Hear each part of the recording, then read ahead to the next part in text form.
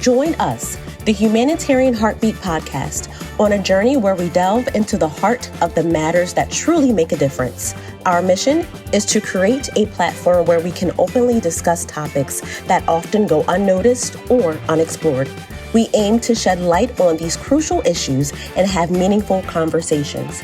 We invite you to tune into our podcast, where we will explore the depths of these subjects and let our hearts guide the conversation.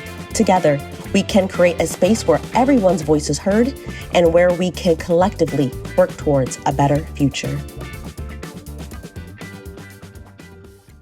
Welcome, everyone, to the Humanitarian Heartbeat Podcast. It's your girl, Nia Imani, and I have the pleasure of interviewing someone I call my little sister, but she is my little sister, but she big, big. Pressure. Okay. She's doing Aysha Ray-Walker. What's up, girl? Hey, hi everybody. Thank you so much for having me on. I'm so excited. So proud of you. Where are you at? Oh, right now I am in Okinawa, Japan, at Kadena Air Force Base. This is my first duty station. Super exciting. Yes. Okay, you heard her. We in the US. She in Japan. You heard her. There's a reason why I got my Army fatigue, because I had to do it different this episode Trying because, to represent. okay, I'm going to read my girl's bio and we're going to go into what made her join. And she is so much more than, do they call you Army man, Army woman? What they call They you? call me an airman. So like airmen, Army soldiers, Air Force airmen, Marines as far as I know. I also could be wrong. Or corpsmen, I'm sorry. Marines are corpsmen, and then Navy are seamen. Okay, did y'all get she in the Army? Let's get to the bio. My girl, Aysha Ray-Walker, is an enlisted senior airman. Oh, it says it right here. Anyway, Yeah. in the United States Air Force, serving on active duty since August 2022. Beyond her military career, Aysha is a dynamic creator living in her purpose. Her artistic pursuits span photography, poetry, spoken word, graphic design, and more, showcasing her versatility as a jack of all trades. Recently, she has embarked on her exciting journey into singing and rapping, further expanding her creative repertoire.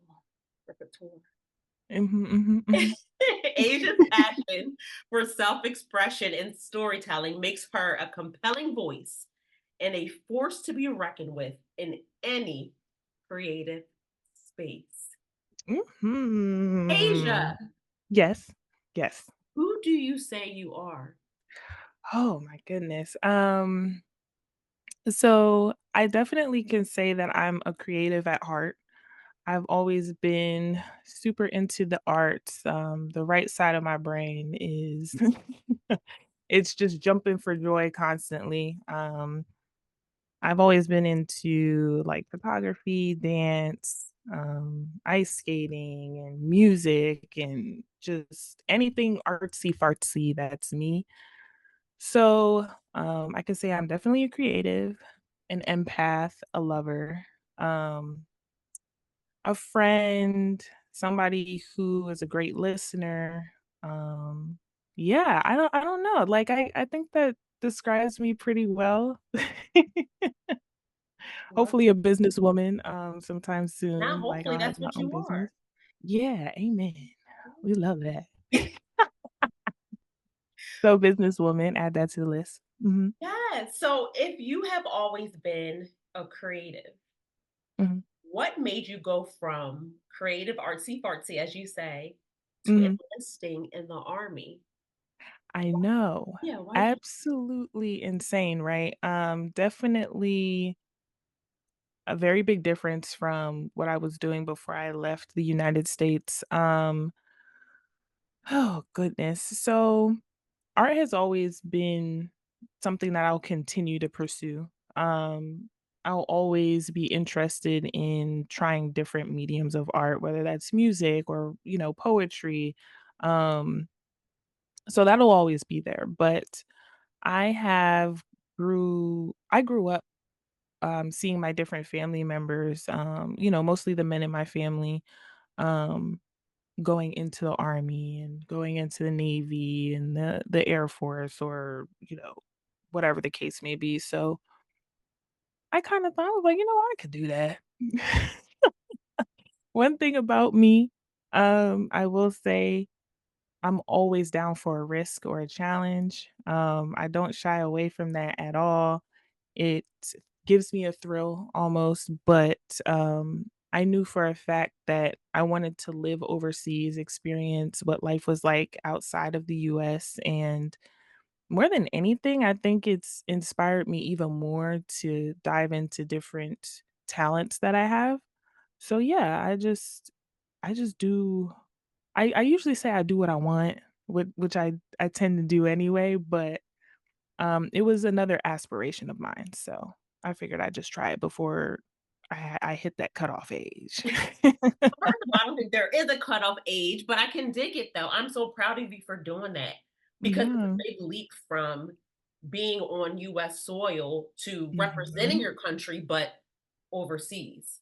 Absolutely. It is I never well, I always knew that I would be in a different country. I always knew that. Like from a very, very young age, I realized what was going on around me.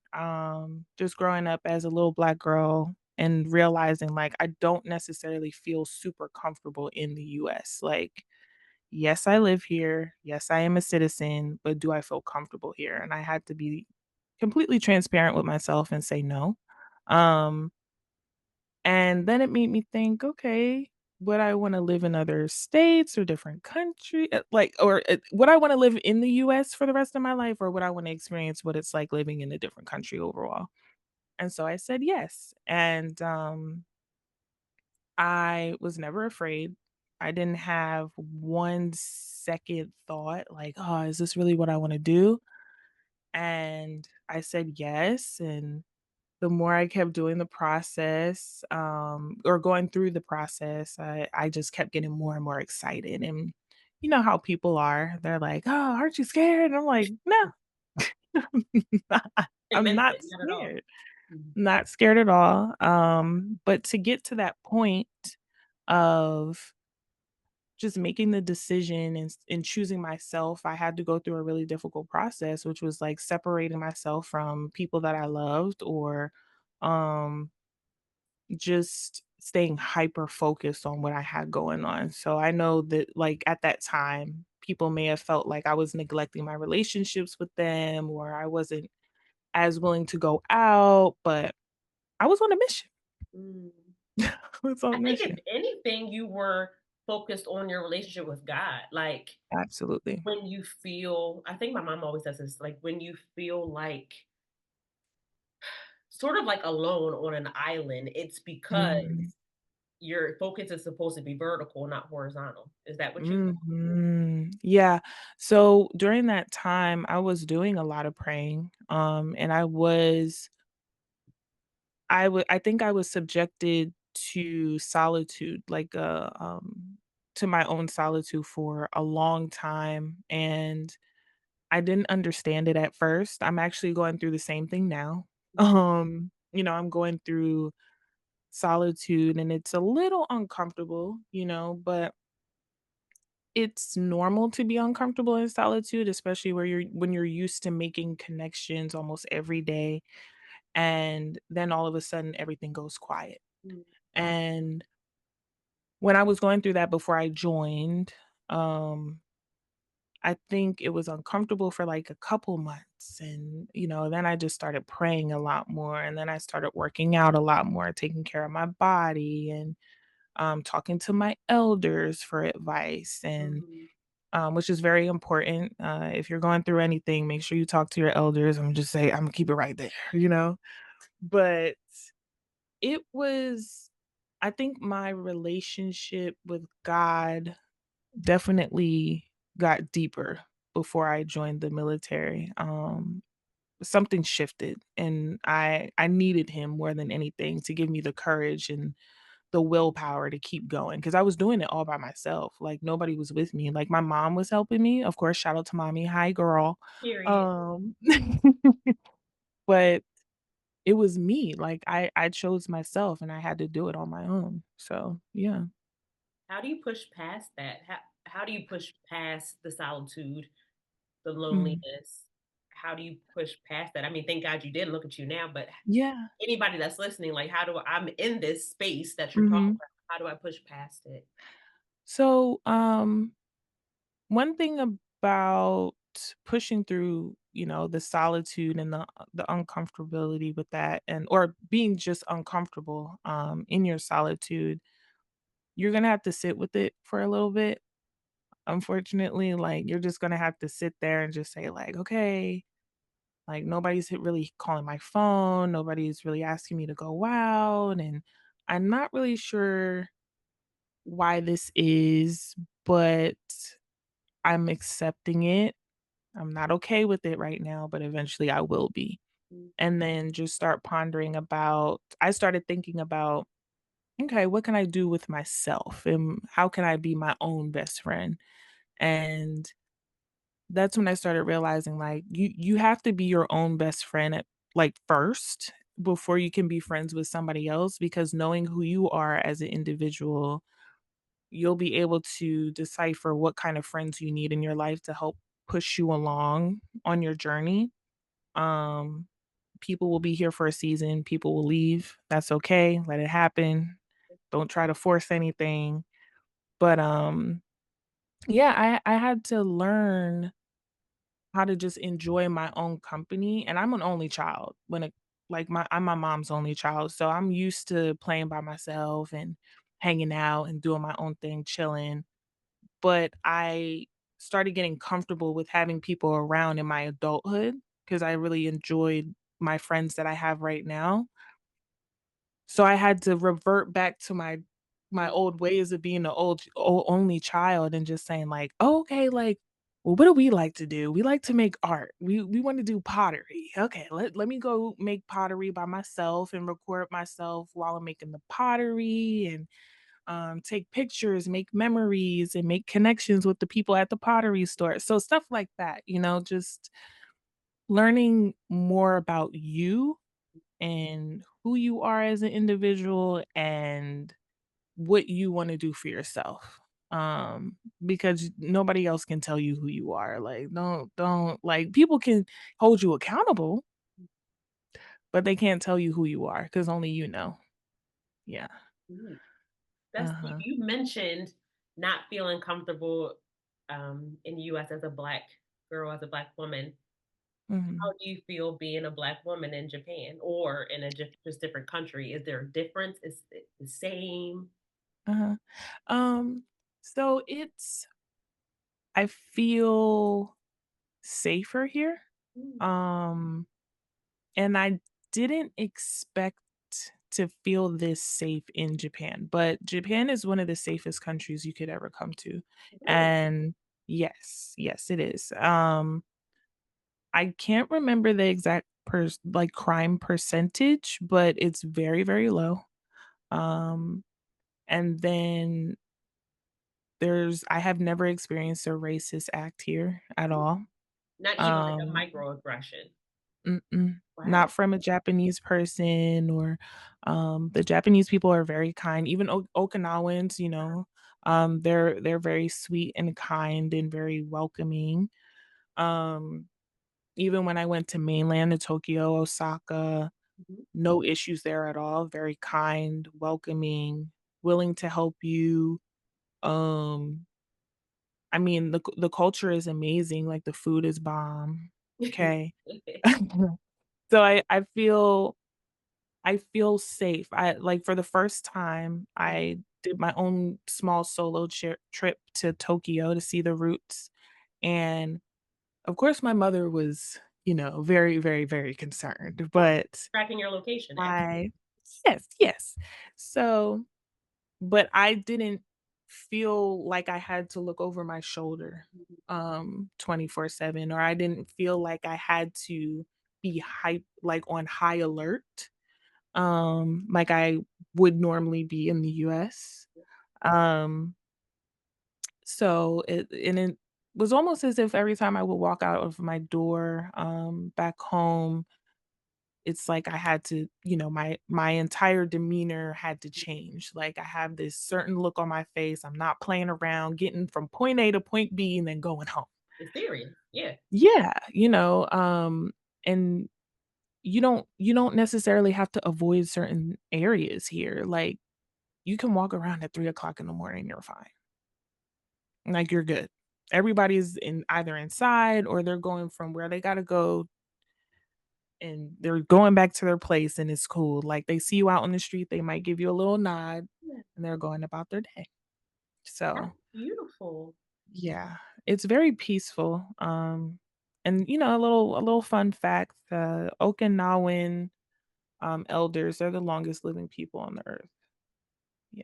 Like there's a documentary and I'll try to shoot it to you like or send it to you when I get off of here, but It I didn't realize until I was already here for, like, my 2nd year, Okay. and the documentary popped up on my Netflix feed, Mhm. and I was like, "No way, like, this is super cool," but they're always outside, they're always active, gardening, out in the sun, it gets hot here in the summertime, so it's just like, I'm realizing that I was placed here, and God put me here to give me peace and to help me rediscover myself as a woman. And I think being in the US, Black women have a hard time discovering themselves because we have to constantly put on a good face just to please other people. And so I was getting real tired of that. I was Yes. like, "You know It's what? It's time exhausting. for me to go." You said this your smile was, like, about to fade. Okay, I I saw gotta it in go. the Yeah. Yeah, I you could saw feel it in my eyes, girl. Oh, mm-mm. Yeah. But that's how I feel, and I recommend everybody coming to visit Japan. It's amazing. It's dope. there's, like, this energy about you that it's like, I Yeah. made the right decision, and I think it proves to listening to God and knowing his voice over your voice, Mhm. you know? Mhm. Yeah, absolutely.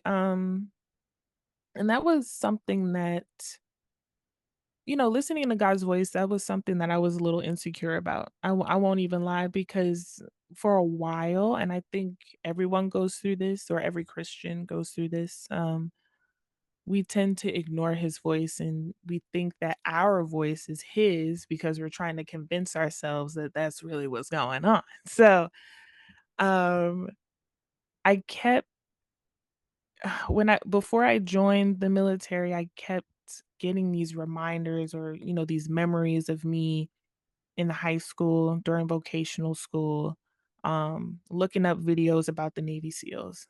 Wow. I will say, before I joined, I wanted to be a Navy SEAL. And I kept looking up I know it sounds really crazy, but I kept looking up the training videos like, okay, like how bad is the training? And Horrible, can I'm sure. yes, it's awful. It's very difficult. But I was determined. I was like, that's something that I want to do. And once I realized, like, okay, maybe that's not exactly what I want to do, but I do want to be in the military. I just waited and I had to wait for a while until it happened, but God didn't let me forget. Like it was always in the back of my mind. And that's how I knew that was him speaking to me instead of me trying to convince myself. But, I was in a different situation. I was in a 5-year relationship that wasn't necessarily good for my mental health. And I kinda lost my identity for a little bit, and, I wasn't happy, had to admit that to myself. Started praying, started, trying to figure out who I was, um, And then all of a sudden it was like, "Girl, you wanted to join the military, like, what we doing?" Like Now it's time. yeah, so it God just he there were certain moments where I was like, "That was nothing but God." Like, I started to separate myself and I started to say, like, "This is not working for you." And he said, "You know what? If that's what you wanna do, I got your back." Took me a couple tries to pass the ASVAB because I had been out of school for so long, but I kept faith in God and, he eventually helped me pass the test and I made it and I'm here now. I don't know. It was good. It was amazing. That was supposed to happen. Your story Absolutely. was supposed to Mhm, happen. mhm, Now that you have reinvented yourself and learning yourself and becoming this beautiful woman, how has that enhanced or changed your creative process? So talk to us about mm. photography, rapping. Like talk I to know. us about this creative umbrella. I know. Okay, so, I think no, I know joining the military for sure has given me a huge confidence boost.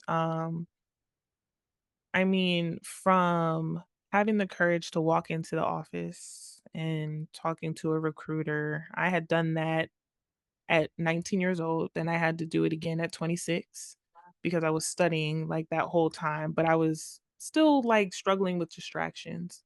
Um, so I joined, went through basic military training, checked that off the list, got through tech school, checked that off the list. And then when I finally realized, like, dang, like, you did one of the most you did the biggest goal that you had on your list, you checked it off, Yeah. right?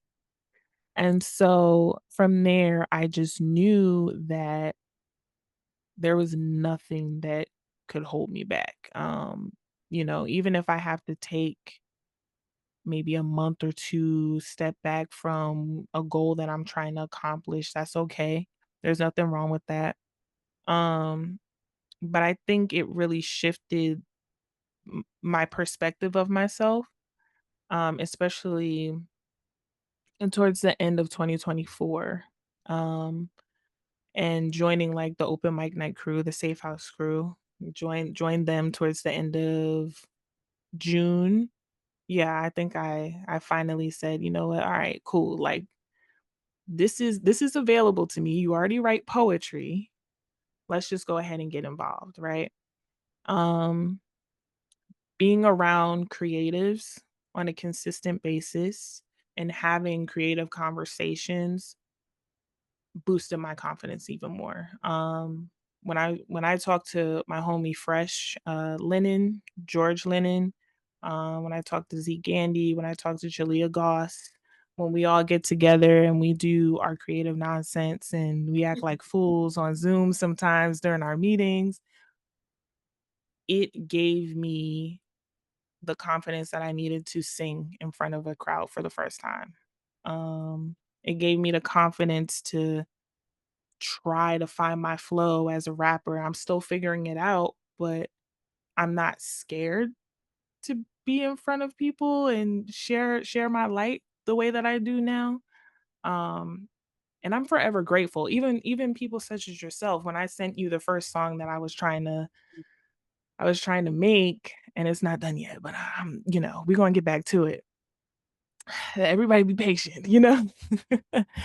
It's a It's process. It's a process, and, just being around people such as yourself and my friend Logan, she's dope, my friend Sarah, Markayla, having those people just lift me up and say, like, "You got it," like, "You know what you're doing," like, "It sounds really good, you just gotta keep working on it," like, "And we're rooting for you." That felt amazing.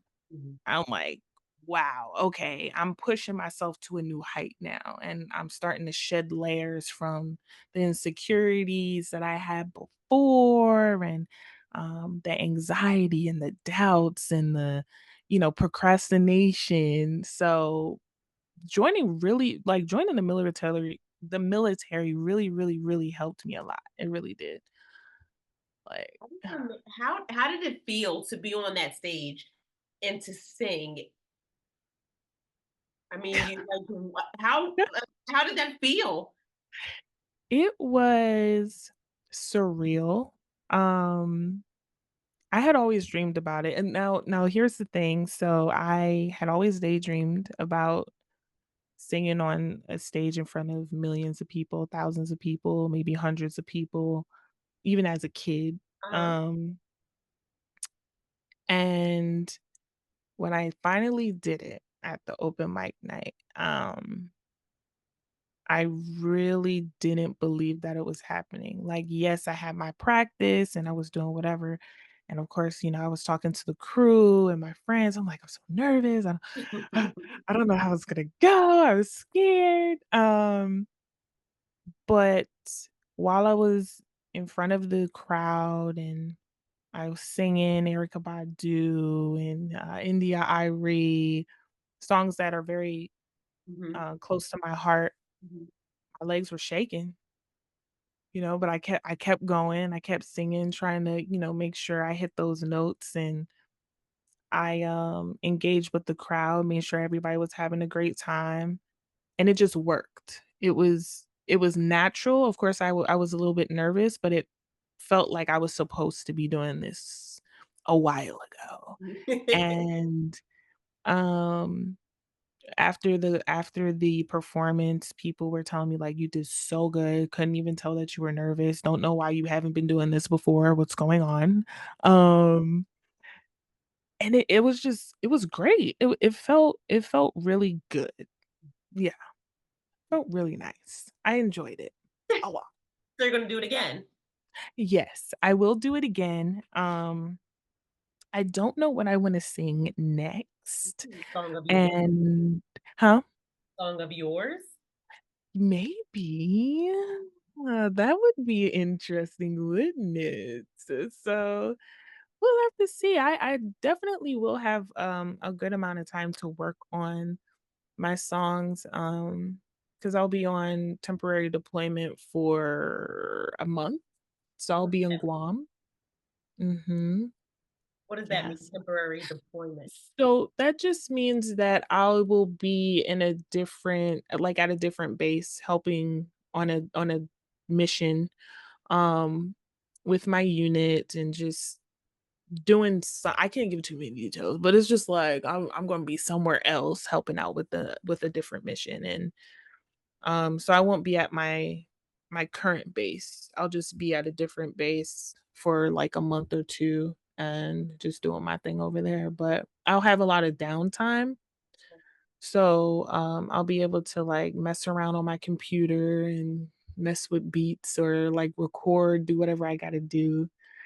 So we'll see. I need to do something. I'm gonna miss the February open mic night, which is frustrating, but I know they're gonna do amazing. Yeah. So Yes, and you'll run it back and be bigger and better, and your legs won't Mhm. shake. You'll be doing a tootsie roll or something with those legs. I know, I gotta do something, but yeah, and I plan to just, while I'm out there in Guam, I plan to also, um so I made an Instagram page. About it. Um, it's called Ace to That, ACED. Oh, I'm sorry, underscore ACEDTHAT on Instagram, and it's just basically like a positivity affirmations and like fitness motivations page that I made for myself just to kind of boost my confidence for 2025, or just in general. And I plan to keep building on top of that. And it's been fun, I want to keep doing it, and I think I might make a business out of it, but I got to figure out what I need to do. I am so proud of you that you have found your voice. You are Thank you. listening to God. Mhm. What is next for you? What is next in 2025? What is next in 5, 10, 15 years? What is next for you? Um, That's a great question. I think as of right now, the biggest goal is to stop being fearful. Um, I lived most of my life being terrified of who like the woman that I will become. And more than anything, I'm just curious at this point and excited. So I'm interested in being more courageous and um, a lot more gentle with myself and the progress that I'm making. Um, put myself in a position to be a business owner and just, stop being afraid of that, and hopefully get my degree and or work towards that a little bit further. Mhm. Yeah, like those are my biggest goals. I'm trying not to put too much pressure on myself, but just continue to be more creative and, just do my thing. Just do my thing. I love that. Where can people find you? Talk about your Instagram page again and give that to everybody because I know everybody's is saying, I want to see her growth. I want to see her sing. I want to see her rap. I need Mhm. a fantastic, beautiful, creative person like you. Where can Yeah. I find you? Where can I talk to you? Absolutely. So, right now I have 2 Instagram pages. My main one is underscore AR Walker, ARWALKER. And then my other Instagram page is underscore ACEDTHAT on Instagram. Both of them are on Instagram. And either one you can follow because, I collaborate my posts with my main page. So you'll catch it anyway.